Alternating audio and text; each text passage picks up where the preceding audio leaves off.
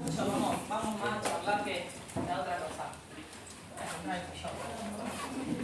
Bueno, el hipertenso, 50 años, viene traído a la guardia por el servicio de emergencia, o sea que me está hablando de algo que no es tan simple. Siempre repito lo mismo en los integrales para que se les quede esa idea. Y viene por un deterioro del sensorio. ¿Qué nos dice el familiar? Que el paciente que tuvo una hemiparesia facio-brachiocrural, ¿sí?, izquierda de 4 horas de evolución. O sea, viene un deterioro del sensorio, pero precedido de esta hemiparesia facio-brachiocrural izquierda. Bueno,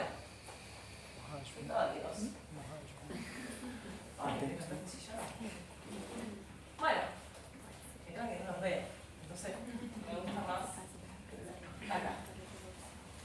Bueno, examen, clínica, práctica final, cuarto, quinto. A ver, vamos un poquito por año. ¿Qué sospecho? Por ejemplo, este paciente, pregunta por ejemplo para alguien de práctica final de quinto año. Este paciente, ¿a dónde ingresa? ¿Al consultorio o al showroom? Showroom. Bien, bien. Ingresamos al showroom. Lo empezamos a evaluar, ¿sí? Hacemos el famoso ABCDE, le tomamos todos los signos vitales y ahí más o menos nos enfocamos un poco, ¿sí? Pero más o menos con estos datos. ¿Cuáles son, esto para todo, para cuarto, quinto y PFO? ¿Cuáles son nuestras hipótesis diagnósticas? ¿Qué pienso que está pasando? A nivel semiológico, ¿qué tiene? Como para empezar, porque para que ustedes empiecen a interpretar es muy importante la semiología, el síndrome, identificar el síndrome para ver en qué diagnóstico estoy. Porque hacer una hipótesis diagnóstica es re difícil. Y es donde ustedes le erran siempre, porque me tiran 3, 4 diagnósticos que son difíciles y ya en el examen vamos a ir a eso, al difícil. O sea, cuando viene el alumno y me responde 5 o 6 diagnósticos que están ahí, lo que está bueno es hablar un poco del síndrome, ¿sí? Para repasar, que ustedes están tan flojos en neuroenseño. Entonces, hoy les voy a hacer tipo una clase de semiología de neuro. No sé que lo dan en tercero, pero no lo dan, es mentira, no lo dan. Bueno, cuando después están conmigo en la práctica final, está flojo el examen físico neurológico. Bueno, ¿qué piensan? Síndrome neurológico. ¿Tu síndrome? Neurológico. Tiene un foco neurológico. Tiene un foco neurológico. ¿Y qué es el foco neurológico? ¿Qué me quieren decir cuando ustedes me dicen foco neurológico? Alteración motora o sensitiva. Bien, puede ser. O sea, un foco neurológico es un signo, ¿no? Que puede ser algo motriz o algo sensorial, sensitivo. Entonces, si es un signo y tiene varios signos, ¿qué es? ¿Qué síndrome es? Difícil. Primero solo una motoneurona. ¿Cómo, profe? Ajá. ¿Primera o segunda motoneurona? ¿Vieron? ¿Sabes qué significa esto? Que no estudiaron semio de neuro. Dentro de lo que son los grandes capítulos de semiología de neuro, ustedes van a tener, y ahí yo voy a frenar acá, vamos a hablar un poquito de semio para que ustedes en el momento de que estudien neuro es una materia difícil, pero ¿por qué es difícil? Porque no saben la semiología. Entonces cuando la agarran en clínica, que agarran convulsiones, parálisis facial, ACV,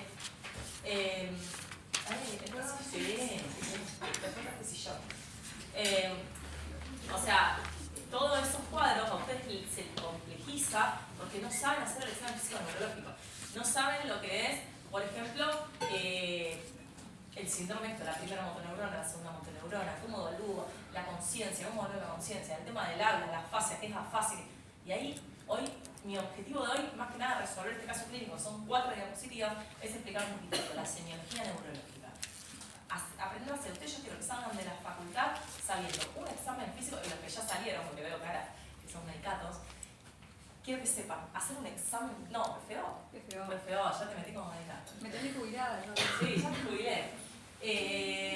No, que le digas de esa, porque ella lo dirá como práctica final, es muy difícil de cómo está en la práctica, y nadie te explica, son pocos los docentes que te explican en la práctica final, entonces está bueno que ustedes salgan de acá, por lo menos mínimamente mínimamente sabiendo qué hacer con un paciente con un foco neurológico, una cefalea, con una debilidad, con una asfasia, o sea, interpretarlo, por lo menos ordenarlo, e ir a presentárselo al jefe o derivarlo a con una ambulancia ya con un discurso un poquito más profesional, ¿sí? Entonces, el nivel de conciencia es lo primero que yo voy a evaluar de los pacientes. O sea, vos tenés grandes capítulos. Uno es la conciencia, todo lo que es la expresión general con la conciencia. Otro es el lenguaje, ¿sí? Otro es la actividad motriz, que se evalúa con la fuerza, ¿sí? Otro es la sensibilidad. Y otro es lo que, bueno, los reflejos. Eso ya lo sabes, porque tienen 20 talleres de reflejos, los reflejos. Y después, otra cosa importante es la coordinación, ¿sí? La coordinación neuromuscular. Porque como yo evalúo la coordinación neuromuscular, evalúo todo lo que es la ataxia, el vértigo y todo eso que también están recontra flojos. Entonces, yo cuando veo a un paciente que ingresa con una ambulancia, con un deterioro del sensorio, en el contexto de una hemiparesia faciográfico-crural izquierda, y ya es más complejo de ver. Pero lo primero que tengo que ver es si el paciente está lúcido, cómo está de conciencia. Hay diferentes niveles de conciencia, ¿sí? Obviamente que van a ver, ustedes en la bibliografía, van a ver en la bibliografía, no traje mi libro, ¿no? ¿Viste tu libro? Me lo traje en la mochila. Bueno. ¿Querés que busquemos abajo? Nah. Se los digo y anotan. Entonces, dentro de los niveles de conciencia, van a tener el paciente vigil, ese paciente como yo, a ver, yo tengo un poco de tendencia al sueño, pero ponele, vigil, paciente vigil es despierto, está como uno. Después está la tendencia al sueño, ese paciente que responde bien, que está, pero que, ¿sí? ¿Se acuerdan que dimos sepsis? La semana pasada dimos sepsis. Yo doy como 3 clases por semana y me confundo los grupos. ¿Sepsis lo dimos la semana pasada? Sí. Sí. No, una a la otra. No, en la anterior vimos sepsis. Sí. Entonces, acuérdense de esto, que un paciente con tendencia al sueño podría estar séptico, podría estar hipoxémico, ¿sí? No sé cómo se aprende eso, chicos. Alguien tiene 2 pilas chiquitas y lo aprendemos. Y bueno, yo digo mucho, pero... Entonces,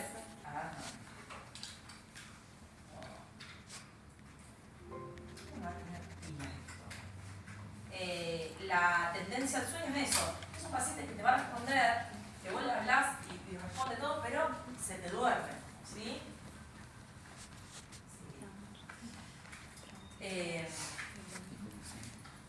Estaba aprendiendo a sobrevivir. Aprendo que empieza ahora y no termina más. Quizás es peor.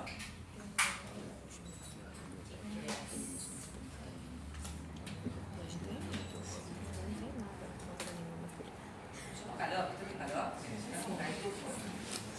Bueno, vamos así, ya. Bueno, entonces, lúcido, tendencia al sueño, después está el estupor. Ese paciente que parece que está en coma, que vos lo ves, está en coma, pero le hablás o lo estimulás con dolor o con tacto y abre los ojos. Eso es estupor, eso es estuporoso. No está el coma, nada, tiqui, tiqui, tiqui, así, nada. ¿Qué diferencia hay con eso y el muerto? Signo vital. Claro. Tiene pulso. Empezamos, yo la hago. Pulso. O sea que vos lo primero que vas a hacer en un paciente que entra con un deterioro del sensorio o que te entra en coma, ¿qué es? Tomar el pulso. El pulso. Por lo menos a ver si está vivo. Está en coma, está vivo. ¿Sí? Si no, si vos le tomas el pulso y no tiene pulso, reanimo. ¿Sí? Entonces, lúcido, tendencia al sueño, estupor, coma. ¿Se entiende? Eso es lo que primero que voy a ver. Este paciente, después vamos a ver cómo está. ¿Sí? Pero bueno, esa es la primera. Después la orientación. No es lo mismo, el paciente puede estar lúcido y totalmente desorientado, o puede estar estuporoso y orientado. Y no es lo mismo una orientación global que una desorientación parcial. O sea, está orientado globalmente, tiempo, espacio, persona. Está orientado en persona y desorientado en tiempo. A veces algunos trastornos, acuérdense, por ejemplo, los trastornos cognitivos, que son la demencia, que es el Alzheimer. El Alzheimer es una enfermedad que se diagnostica con varios tiempos y varios estudios. O sea, vos lo que podés llegar a hacer es un paciente con un deterioro cognitivo. El deterioro cognitivo es eso, la comprensión, la memoria a corto plazo. Vos decís, bueno señor, no sé, haga esto y como está, el tipo puede decir, bueno, pobre, tiene Alzheimer. No, pero a veces es un deterioro cognitivo. Empiezan a desconocer, ¿sí? de determinadas actividades o determinadas personas, empiezan a desconocer. Y acuérdense de esto, todos estos son tips que les enseño para la práctica y para un examen. Un docente de clínica le puede preguntar, un paciente que viene desorientado o que viene que se olvida las cosas, si viene desorientado y se olvida las cosas y eso fue de manera aguda, eso es ¿cómo se llama? Síndrome confusional. Delirio. Está delicado, tiene un síndrome confusional agudo. ¿Y qué descarto en esos pacientes? Infección, deshidratación, aguda, cosas agudas, ACV, ¿me explico?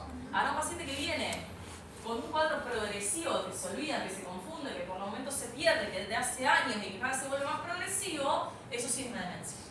Y eso es una pregunta de examen. ¿Qué diferencia hay entre delirio y demencia? ¿Cuál es el tiempo de evolución y la forma de instauración? La demencia, el paciente no se da cuenta, la familia se empieza a dar cuenta pero con años.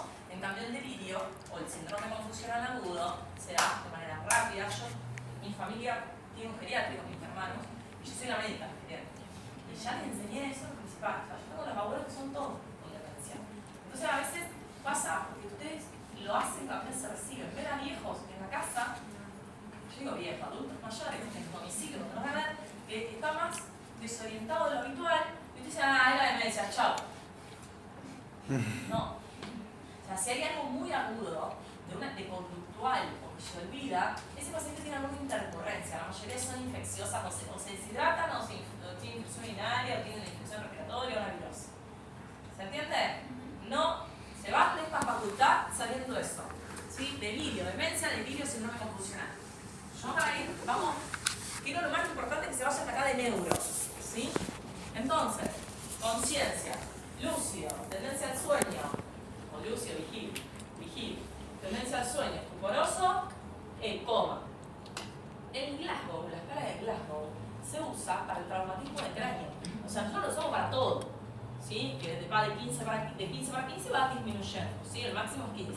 Se la tienen que saber, más que nada en la práctica final, en quinto año si algún guacho les pregunta, pero acuérdense esto, que se aplica solamente para los pacientes que tienen traumatismo de cráneo. Para el resto no, que nosotros lo usamos para todo, bueno, hagamos las cosas mal, las hacemos, todos hacemos mal, pero no se usa para... Nosotros para evaluar la conciencia es eso, es escribir, paciente lúcido, vigil, orientado en un espacio, responde a órdenes simples, no responde a órdenes complejas.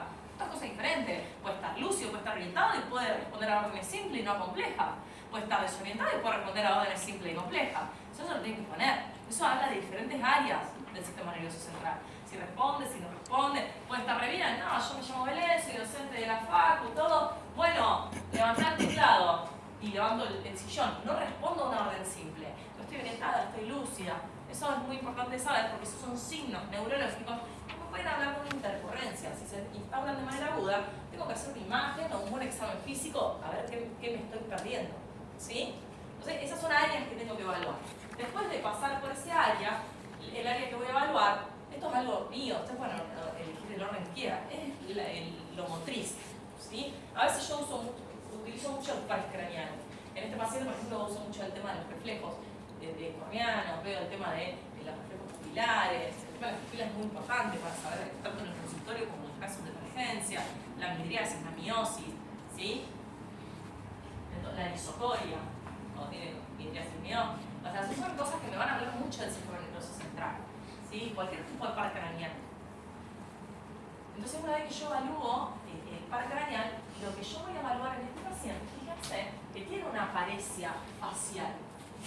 Cuando yo evalúo los pares craneales, puedo encontrarme con una parálisis facial. La parálisis facial, como médicos, ¿qué es lo más importante que ustedes tienen que saber o distinguir? Si es central o periférica, ¿y qué uso para ver si es central o periférica? Arena de acá. ¿Qué uso? La Biblia.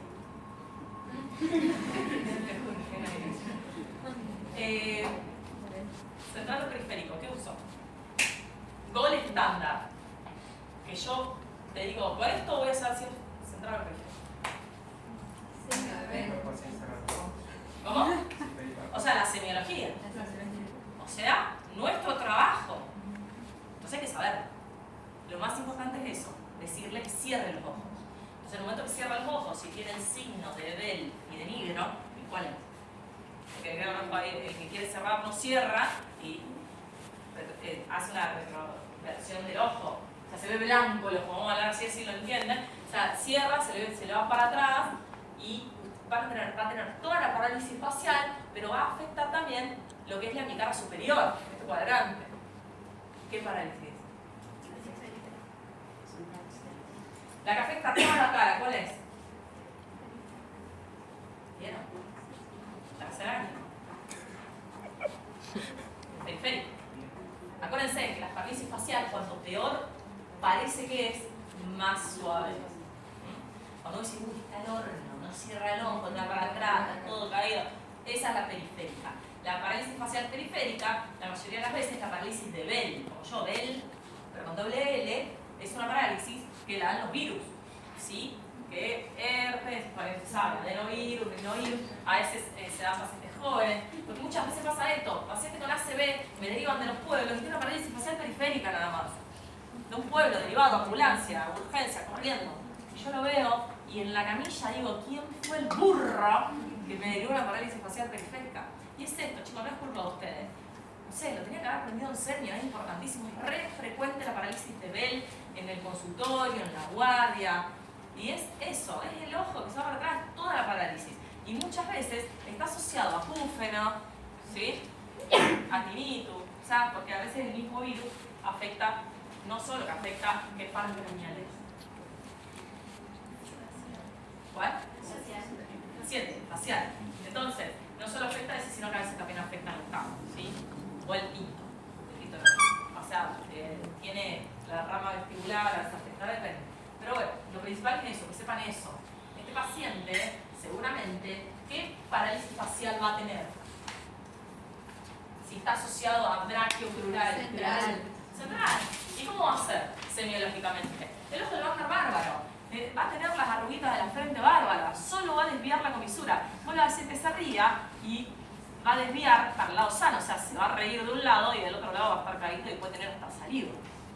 ¿Sí? Entonces es importantísimo evaluar eso. Y otra cosa que se evalúa en los pacientes con sospecha de ACV es el tema de la dilución. Yo estoy dando esta clase que ustedes están viendo ahora, yo la doy en semi en tercer año. Pero se la doy a 12 nada más. Esos 12 llegan a la PFO sabiendo neuro, porque no es difícil, detrás se lo tienen que explicar. O sea, otra cosa que yo evalúo en los pacientes que tienen así un foco neurológico es el tema de la dilución. Que es los pares craneales, eso de los últimos, cuando ya te cansaste de estudiar y son los más fáciles, ¿viste? Pero no lo hacemos. Entonces, cuando vos le haces abrir la boca al paciente y le decís que diga A y eleva el velo del paladar, significa que eso no está afectado. Y si puede decir A, no está afectado en el neumogástrico tampoco, si no tiene disfonía. Y encima, si vos le metés el palito y te hace la arcada, digo que ese paciente puede deglutir. Ese paciente no pasa nada si toma un poquito de agua. Ahora, si vos tenés un paciente con ACV, que tiene una parálisis facial central, con una paresia, que ahora vamos a hablar de fascio brachiocrural, izquierda, derecha, izquierda, si a ese paciente yo le pongo el palito de baja lengua, ese paciente no da la arcada, ese paciente no puede comer nada porque tiene también paralizado el tema de la dilución. Ese paciente, ¿cómo se puede complicar? Toda la complicación. Entonces, ¿qué va a pasar? Va a venir así, ese es un examen que yo tomo, un caso clínico que yo tomo, que es este paciente pero que agrega fiebre, vesícula, conferencia, tiene algo de neuro y encima agrega fiebre, no meningitis, cualquier cosa, meningitis, meninge, síndrome meningio, rigidez de nuca, vómito en chorro, cefalea, ¿tiene algo de eso? No me dicen meningitis, ¿cómo me dicen meningitis cuando tengo fiebre? Acuérdense de eso. Quiero que razonen los síndromes, fíjense que es todo semio. O sea, meningitis te dice la palabra meninge, síndrome meningio, Gary Brusinski, porque lo saben, el tema es que no lo saben aplicar, porque si yo se lo cuento lo saben, pero cuando se lo doy en un caso es difícil. Entonces, no sé si esto arranca con un calor, está cool. Capaz los ventiladores. Está en auto, lo voy a poner en más. Ahí está en auto. Está en automático. ¿Cómo?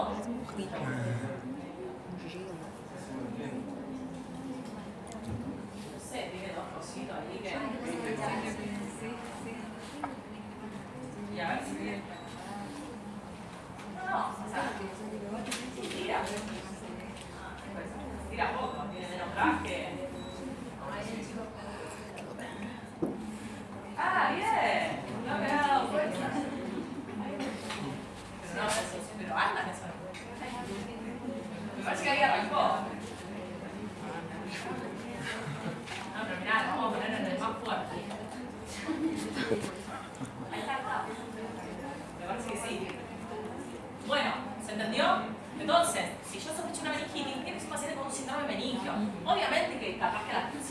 tiene fiebre, lo puedo poner en el último de mi diagnóstico. Pero el primer diagnóstico de este, ¿cuál va a ser? Un accidente cerebrovascular. ¿Sí? Después vemos cuál. Un accidente cerebrovascular. Entonces dijimos, nivel de conciencia, un poco de esto de los parques italianos principales, las pupilas, el tema de la deglución. Y después vamos a lo motriz. ¿Sí? Yo en lo motriz voy a evaluar la fuerza. Y la fuerza es fácil. Levantar los brazos, levantar las piernas, hace como un pedal. ¿Sí? Yo digo, a ver, mi mano es un pedal. Hacerme fuerza contrapuesta para ver la fuerza que tiene. Y la fuerza se evalúa con la paresia. Yo digo, una hemiparesia. Puede ser paraparesia, cuadriparesia o hemiparesia. ¿Sí? Y las parecias las voy a evaluar según grados. ¿Saben cómo es eso? ¿De tampoco lo saben? Sí. Ajá. Si tienen contra resistencia o no, si tienen cosas. En realidad se divide en 5 grados. O sea, ustedes tienen, si yo les digo, este paciente tiene una hemiparesia, espacio brachiocrural, 2 para 5, ¿qué quiero decir?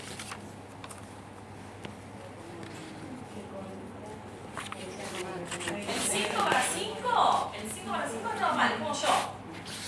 4 para 5, levántalo más bien y se le cae solo. O sea, levántalo más bien y yo le hago así y se cae. O sea, con una fuerza cae. 3 para 5, hace así y solo cae. 2 para 5 no lo puede levantar. O sea, está sentado el paciente, ¿sí? No me de quebrar el equilibrio. Pero está sentado el paciente con las piernas. Pero tiene como un son.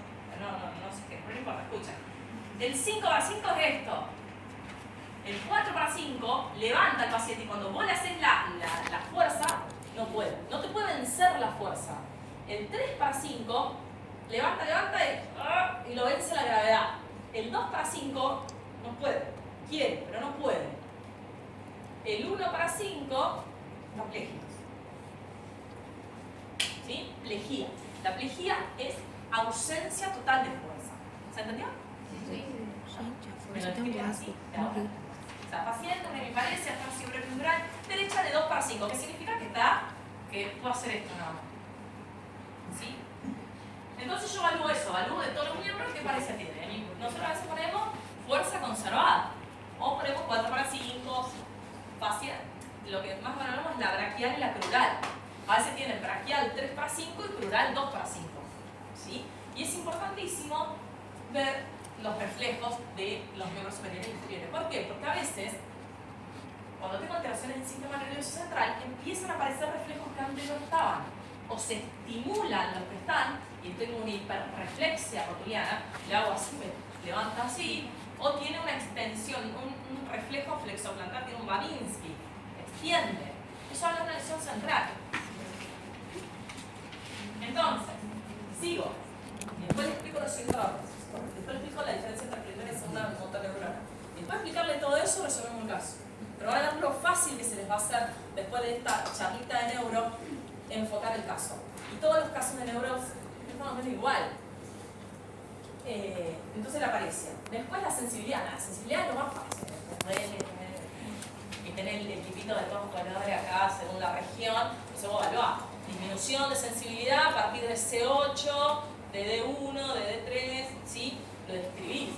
La térmica no la hacemos, nosotros hacemos solo la táctil, en una guardia o en un consultorio. Salvo que seas un super neurólogo que le hagas todo, pero lo que sí tienes que saber en pregunta de examen es la sensibilidad vibratoria, que es, pregunta de examen, la primera que se afecta en el diabético.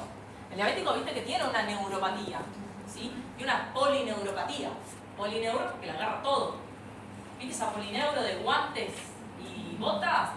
Bueno, esa es la del diabético, pero ¿cómo es? Sensitiva, pero empieza el vibratorio, empieza a disminuir lo vibratorio. Por eso es tan importante el diapasón en la evaluación del pie diabético. Porque el paciente está bárbaro, siente re bien todo, mueve, está todo bárbaro, pero cuando van a hacer la vibratoria no siente la vibración. Y eso es el primer signo de un mal control metabólico de una polineuropatía diabética. ¿Sí? Pregunta de Greca. Bueno, Greca, ya me siento vieja. Bueno, entonces, van a tener eso. Bueno, no me quiero mezclar. Después, sensibilidad, lo más importante, el lenguaje, chicos. O sea, si el paciente puede hablar y habla bien, nada, lenguaje conservador.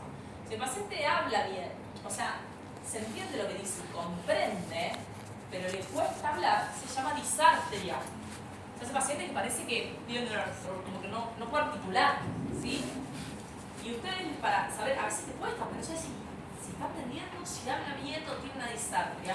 Entonces vos tenés que decir al paciente, a ver, decime, el flan tiene frutillas y frambuesas. Y a veces te lo dicen, el flan tiene fruta y se traba. Eso es disartria. El paciente lo pudo decir, lo dijo a su manera, pero lo comprendió. Ahora, ¿qué pasa? Ahora decís, bueno, decime, ¿cómo estás? Y nada. ¿Cómo se llama eso? No habla, no emite sonido. Afasia. Y una cosa es la afasia, la expresión. Porque si vos me entendés lo que yo te estoy diciendo y no puedes hablar, eso es una afasia de expresión. El paciente entiende, comprende, pero no lo puede expresar. Y después tenés la afasia que tenemos. Dentro de la afasia tenemos la afasia de Broca y la de Wernicke, que son pacientes que a veces comprenden, pero a veces ni siquiera comprenden. Y la de Wernicke, a diferencia de la de Broca, eso depende de qué área afecte, no se le entiende nada. Habla constantemente, pero emite sonidos como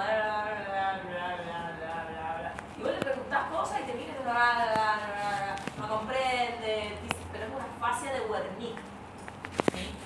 La afasia de Broca. Después lean El Argente. Ustedes ya están en clínica y El Argente es el mejor libro que hay para rendir clínica. Yo me acuerdo que no me presenté a una mesa porque dije, chao, voy a leer El Argente y después rindo.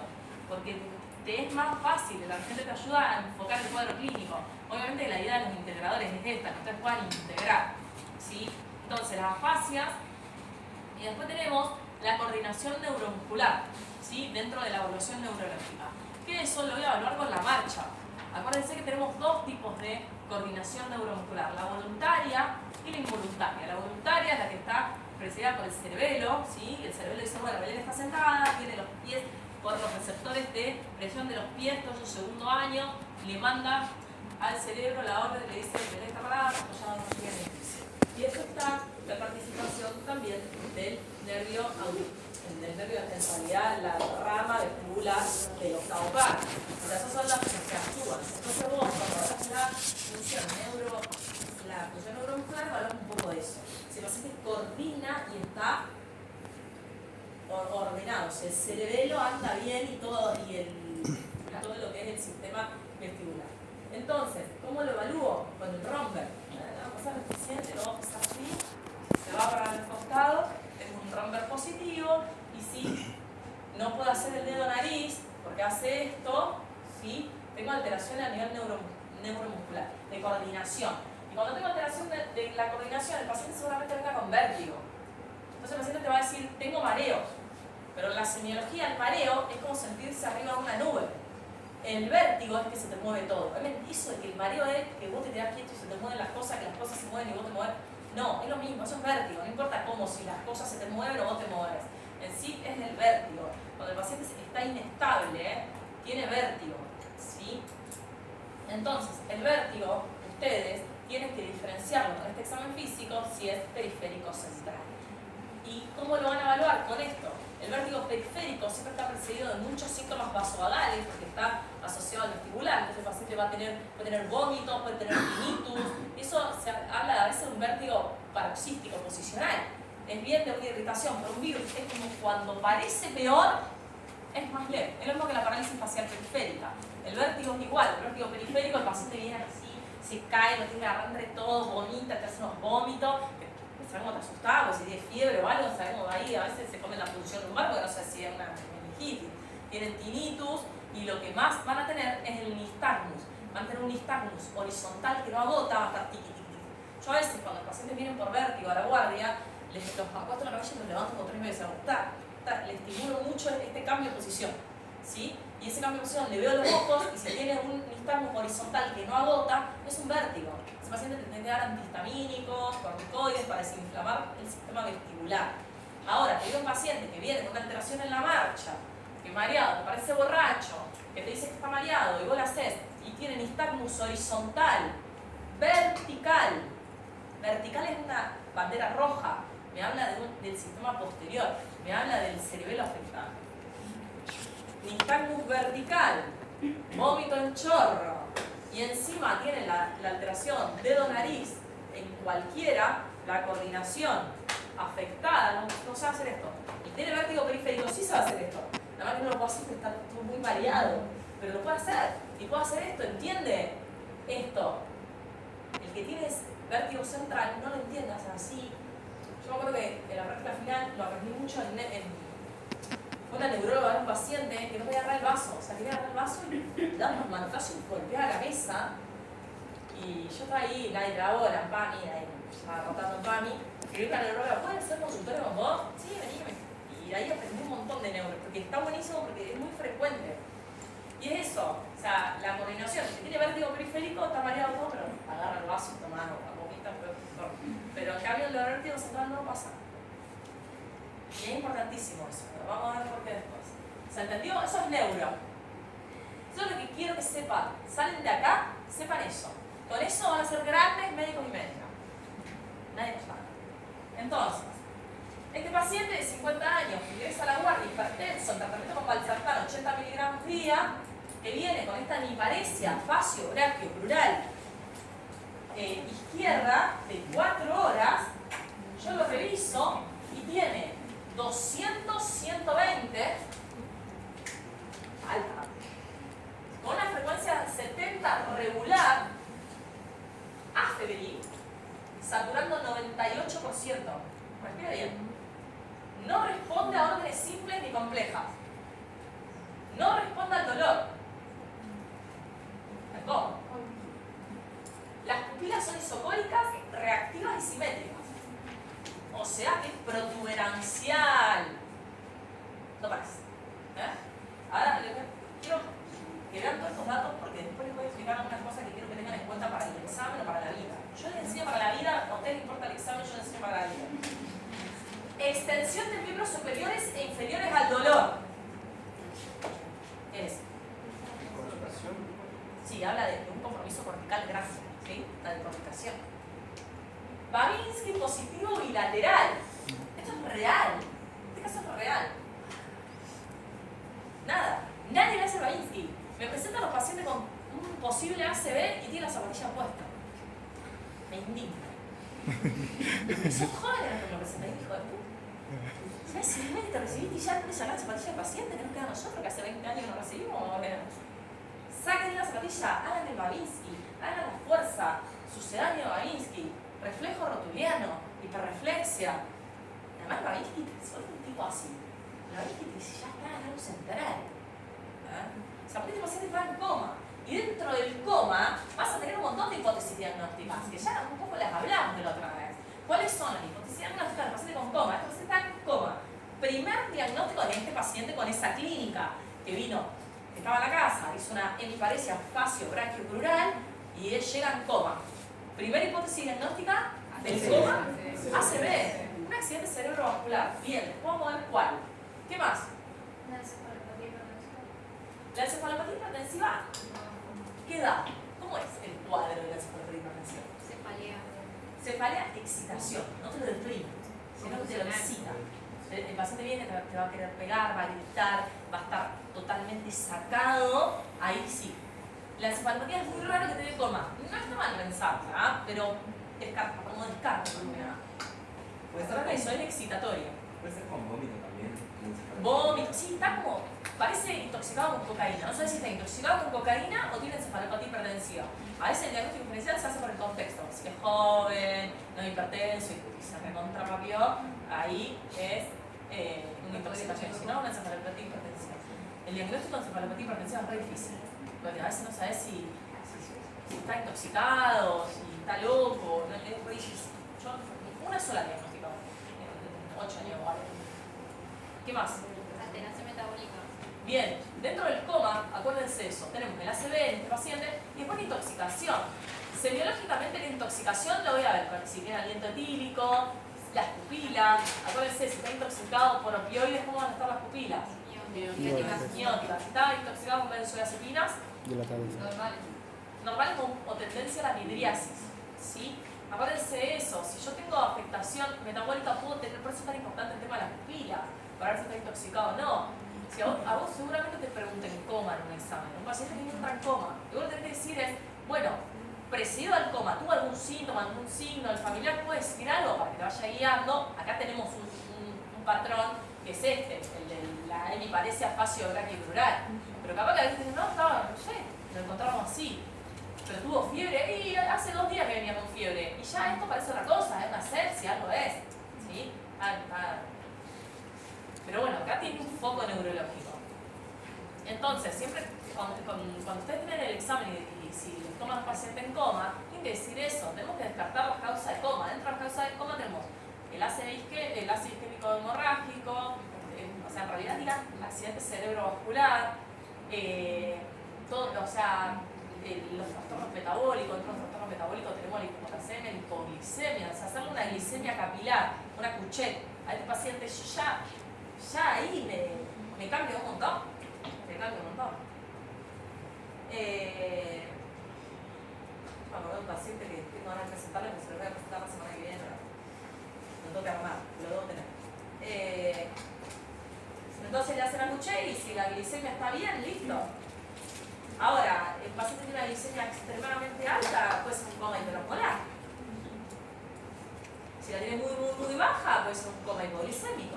Fíjense cómo cambia todo. Y bueno, y en este paciente yo sospecho un ACV. Y acuérdense que el ACV es un síndrome. Y ustedes van a tener 2 tipos de síndromes grandes en lo que es la neurología. 3, les voy a decir. Los voy a agregar nomás que 4. No, en realidad está el síndrome de la primera motoneurona, que es el típico ACV. ¿Qué significa primera motoneurona? Cerebro, la primera. O sea, cuando yo tengo un síndrome de primera motoneurona, significa que tengo una alteración central. Si yo tengo un síndrome de la segunda motoneurona, es que mi alteración está en la vértebra. Piensen y ahora responden. Síndrome de primera motoneurona, síndrome de segunda motoneurona, síndrome meningio, que ya nada que ver con todo esto. Es rigidez de nuca. La rigidez de nuca no es, ay, me duele el cuello, está un poco duro. No, querés doblarlo y se te viene el paciente entero. Es una roca. Porque muchas veces me ponen, ven, no, claro, yo también tengo la contractura cervical. No, chicos, la rigidez de nuca cuando la vean no se lo olvidan más. Claro, hay que levantar y es joder. Tenés que levantarlo entero. Y si lo levantás entero al paciente. Y si querés hacerle el Brudzinski, el Kerry Brudzinski es de libro. Y es difícil, no es fácil. O sea, de encontrar. O sea, por suerte no tenemos tanto menisco rojo.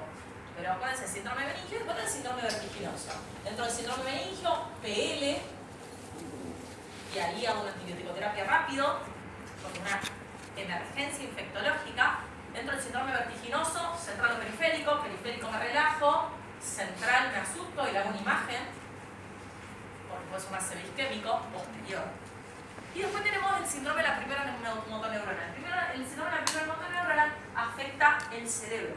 Y afecta por isquemia o por hemorragia o por algo, por tumor no, porque da un síndrome de hipertensión endocraniana. Pero el síndrome de la primera motoneurona se puede dar por el ACV. Acuérdense así se hace. ¿Sí? Y dentro del ACV, ¿cuáles son los signos que a mí me dicen que está afectada la primera? ¿Cómo yo? Este paciente tiene un síndrome de primera o de segunda motoneurona. Primera. Obvio, ¿vieron? Ya cambió la clase. O sea, yo lo primero que pregunté y no lo sabían, y hoy ya seguros me dicen, después de esto, que es de primera motoneurona. ¿Por qué? Porque afecta a grandes grupos musculares, porque tiene una hemiparesia facio-brachioplural. Chau. Eso, tiene Babinski. Tiene Babinski positivo. Controla esfínteres. Tiene Babinski positivo. Tiene un buen trofismo, es algo muy agudo. ¿Sí? No son los reflejos como tanto los reflejos que tienden a estar más vivos. Tienden a ser hiperreflexos. En cambio, cuando ustedes tienen un síndrome de la segunda motoneurona por una deriva Markov, a veces vienen los baleados, que a veces se están acostumbrados, porque es muy frecuente ahora, que te vienen con la pala acá, están parapléjicos, pérdida de control de esfínteres, le hacen un tacto rectal y tiene una relajación esfinteriana, o tienen globo vesical o incontinencia, paraplegia y abolición de todos los reflejos. Abolición. Eso es un síndrome de segunda motoneurona. Y así, brusco. Entonces, ¿vieron la diferencia? Bueno, síndrome de primera motoneurona, síndrome de segunda, síndrome vertiginoso, síndrome meningio, síndrome de hipertensión endocraniana por un tumor es este paciente que tiene a veces cefalea, oligocraniana, con náusea, con vómito un chorro, no tiene rigidez, y eso hace con le hace un fondo de ojo y tiene edema de capilla. Pero eso es hoy es una clase de neuro así, pero para que más o menos se vayan guiando. Este paciente tiene seguramente un accidente cerebrovascular. Cuando ustedes sospechan un accidente cerebrovascular, ¿qué es lo que tienen que saber? Diferenciar si es hemorrágico y isquémico. Lo primero que yo voy a ver es la semiología. La semiología es muy clara en el hemorrágico y en el isquémico, son muy diferentes. Pero a veces les voy a explicar que pueden ser iguales, pero hay cosas que quiero que se aprendan acá que te hacen sospechar un hemorrágico. Un paciente que tiene un ACV isquémico, ¿cuál es la causa del ACV isquémico? Trombótico o embólico. Si es trombótico puede ser ¿por qué? Porque tiene dislipémico, obeso, tabaquista, tiene algunas placas de ateroma, se le soltó una y ¡pum! Le tapó un vaso. Pero el embólico puede ser que está largando émbolo. ¿Cuál es el primer fabricador de émbolo? La aurícula, la fibrilación auricular. Este paciente tiene 70 regular, o sea, con una FA no parece. Porque no es lo mismo que si tiene 130 irregular, se está embolizando. Foco neurológico, 130 irregular, está embolizando. ¿Va? ¿Vamos armando? Sí. Entonces, este paciente no está embolizando, no es irregular. Y acuérdense eso, el paciente isquémico, trombótico embólico, la instauración a veces hace un foco neurológico, si viene el síndrome de primera motoneurona, te hace una disartria, te hace una hemiparesia, todo, pero se queda estable. O revierte o se queda ahí, lo que hizo, pero de esa poquito. El hemorrágico puede empezar como un isquémico, que a veces sí, pero evoluciona muy rápido. Yo les voy a contar un paciente que tuve una vez que ingresó, estaba en la sala de espera, que siento un poquito débil el cuerpo, bueno, pará, porque todo un caos. Le esperá un rato más, esperá. No, pero me siento cada vez peor. Bueno, pasá. Lo apuesto a la camilla, ya estaba pléjico. Y después me da un poco la cabeza del yo. Entonces, esa evolución rápida del foco neurológico me habla de un sangrado, no de un isquémico. Yo dije, che, me acuerdo que fui a buscar PFO, era más medicato, etc. Fui a buscar medicato y me digo, vamos a pedir una tomografía, me digo, este está en coma. Está en la camilla, en la silla verde, en coma. Una pesaba 110 kilos, a lo que fue levantar. Estaba así, pero todo torcido. Yo dije, y bueno, es una ACV, decía todo, sí, pero chico, ¿cuál? Isquémico. No, eso es hemorrágico. Esa evolución rápida que empieza con un foco neurológico y va evolucionando, eso habla de una hemorragia. Entonces, cuando vos tenés un paciente de estas características, lo vas a sacar al shock room, lo vas a evaluar, esto ya te apura. Esta presión, ¿qué te habla? Una hemorragia. ¿Cómo se llama esa presión por una hemorragia cerebral? Emergencia hipertensiva. Tengo que bajar ya la presión arterial, seguramente. Tengo que ver si hay sangrado o no. Entonces, conducta al ingreso, va al shock room. Le tomo los signos vitales, le aseguro la vía aérea porque está en coma, no hace falta intubar, si satura bien, le pongo una cánula de mayo para que no se broncoaspire. Satura bien, tiene buena mecánica ventilatoria, o sea, el A y el D están bien, evito la broncoaspiración. El C tiene pulso, todo, seguimos. El D está para el horno, está en coma, entonces trato de asegurar al paciente, le doy cambio entero, le pongo una sonda vesical para que no haga un globo vesical porque está en coma y sospecho en este paciente intoxicación, evalúo, no tiene, le hago una tuche, no tiene, bueno, sospecho una ACV. ¿Qué ACV? Hemorrágico, por la evolución. ¿Y entonces qué hago? Una tomografía. La única manera, ¿para qué le hago yo una tomografía a una ACV? Hay cosas que como que las resabemos, no sé por qué. Pero es verdad, no es fácil eso, pero la sabemos. Para mí porque hay cosas, que los mismos docentes siempre nos dicen lo mismo, es para descartar sangrado. O sea, ese paciente va a tomografía. Y después ve, si el paciente tiene sangrado, le bajo muy rápido la presión arterial con algún antihipertensivo que sea muy rápido. ¿Cuál voy a usar? Perdón, hay que bajarla rápido. Yo no dije que era una cuestión más gradual. O sea, No, la hemorrágico. pero el hemorrágico, digamos. Bien, por eso. Emergencia hipertensiva solo abarca el hemorrágico. El Ok. isquémico es gradual. Ok. A ver, vos le tenés que poner la betalol y lo tenés que bajar a 150, 100. Tratá de no bajarlo a 170 porque encima me va a agregar un isquémico. Claro, por eso. Pero si es isquémico y está en 200, 120, yo a veces hasta lo espero un poco. Lo espero un poco. O lo bajo 10% nada más. Ok. ¿Sí? O sea que si es hemorrágico, ahí lo bajamos rápido. Es una emergencia hipertensiva. Tu respuesta en el examen es, si es una CV hemorrágica, es una emergencia hipertensiva y lo tengo que bajar por lo menos un 30%. Por lo menos un 30%. ¿Podemos usar el nitrocosidato? Sí, se puede usar. Es más difícil de usar porque trae trastornos del sodio a nivel de la membrana del sistema nervioso, se hace UTI en terapia intensiva, entonces es más fácil el labetalol. Pero sí, el nitrocosidato también. Si este paciente no se hubiese presentado con la presión arterial tan elevada, ¿no podrías orientarse más a semiquímico, si bien, o sea, el estudio No. tomográfico te Me va a voy a decir dar... más rápido. Pero la semiología te da mucho lo del hemorrágico, porque entra en coma. Ah, claro. Es muy progresivo. Tuvo 4 horas de foco y después hace el coma. Claro. Eso te orienta más a un hemorrágico más que la TA. Bien. Porque la presión arterial, si yo ahora te cambio yo te retruco la pregunta. Y si este paciente hubiese entrado solo con el foco neurológico y 200, 120, Puede ser una respuesta, digamos, a nivel isquémico. Claro. O sea, una hipertensión asociada. claro, y vos me vas a decir, Belén, yo sospecho mal isquémico porque por la semiología, más que por la TA.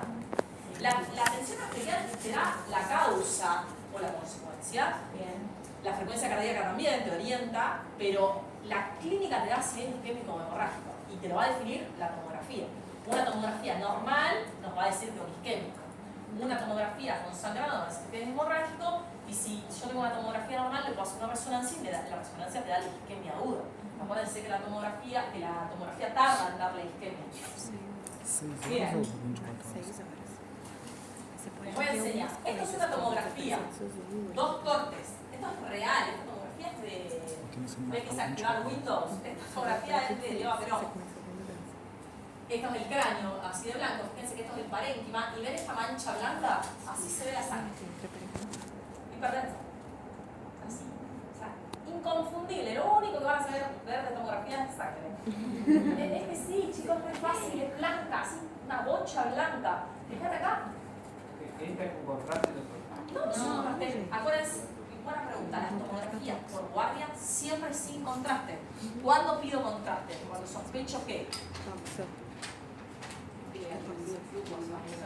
No, porque eso es angioRMS. Cuando vos tenés 3 imágenes para hacer el cráneo. Una tomografía de cráneo sin contraste que podés ver sangrado, podés ver algo de isquemia, podés ver atrofia, cuando se marca el surco.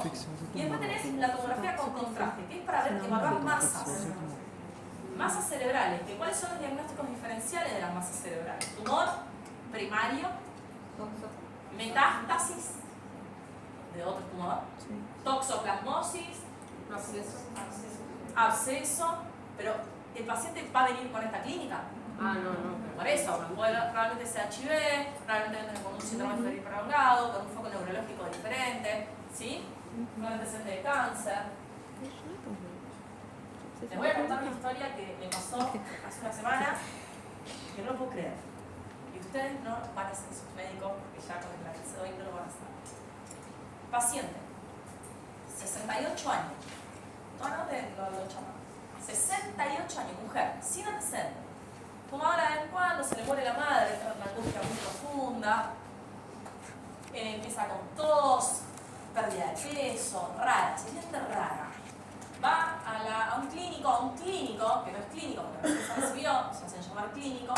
Va a un clínico, le pide una radiografía de tórax, que la radiografía de tórax tiene múltiples imágenes pulmonares, o sea, todo suelta de globo pulmonar, múltiple, compatible con metástasis pulmonar. Como tiene eso, dice nada, tiene que ir a Rosario, hay que ver a alguien.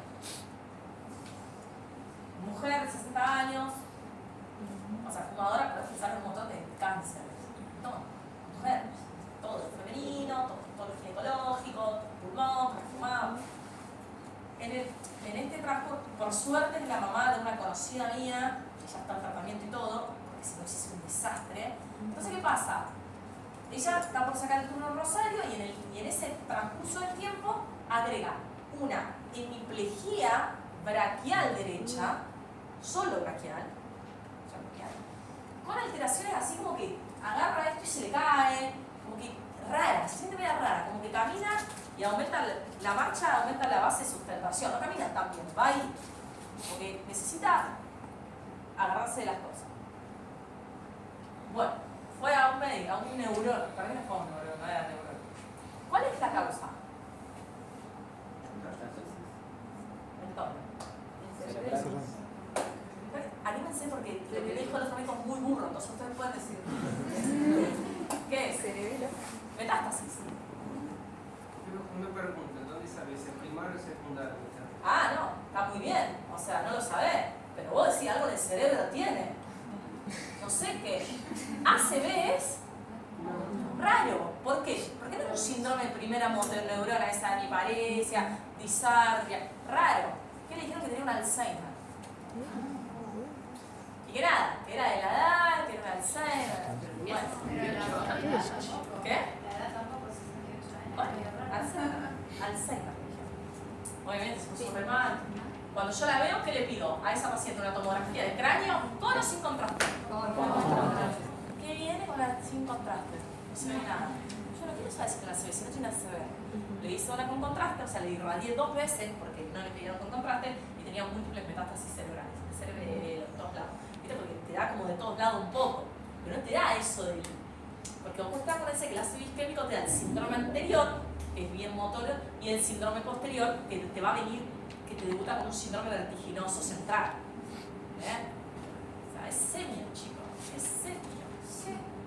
Interrogatorio, anamnesis, examen físico, estudio complementario. Si usted hace esa historia clínica que tanto descansa, está bueno porque ahí pueden llegar al diagnóstico y sospechar de todo. Bueno, esto porque se trató de signo de experiencia para que vean lo importante que es la clínica. Esto es un ventrículo, esto es con vuelco ventricular, o sea, está ahí porque hay tanta sangre que vuelca.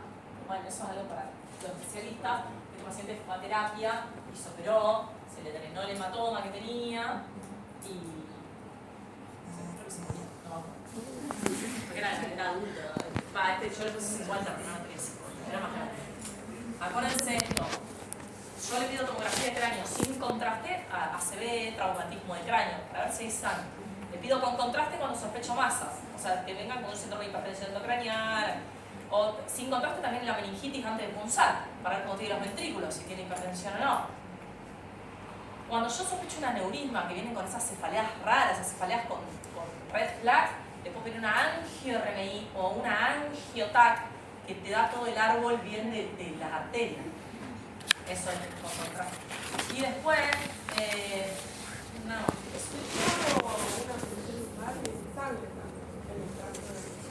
si llegó al espacio subaracnoideo, sí. Si no, no, capaz que está, si es un hematoma que está contenido ahí, no. Eso depende. Si tiene una hemorragia subaracnoidea, sí, le viene sangre.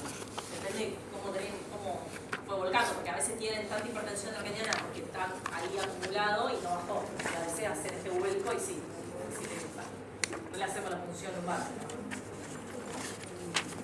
¿Se entendió? Mi clase va a durar esto, 1 hora y 10, 1 hora, 45 minutos. Pero la idea es que hagamos esto, un repaso de semio, bien.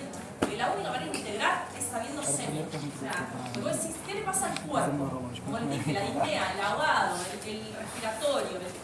Y así, el dolor torácico. O sea, son todas cosas que cuando ustedes las empiezan a afinar, empiezan a hacer hipótesis diagnósticas. Es más fácil abordar el reumatismo. Fíjense que con la explicación que les di de neuro, este caso, si ustedes hubiesen sabido semio, y yo les presentaba a este paciente, ya nada, me lo hubiesen dicho rapidísimo. Y fíjate lo que me costó. Yo le digo, este paciente me decía, no, este paciente tiene un síndrome de primera motoneurona, seguramente empezó con la hemiparesia y después hace el deterioro del sensorio, va a tener un accidente hemorrágico por la clínica. Eso es lo que falta. Pero ustedes están por la pandemia, Mas aí que pegava, vai tirar só aquilo ali, não sei o que.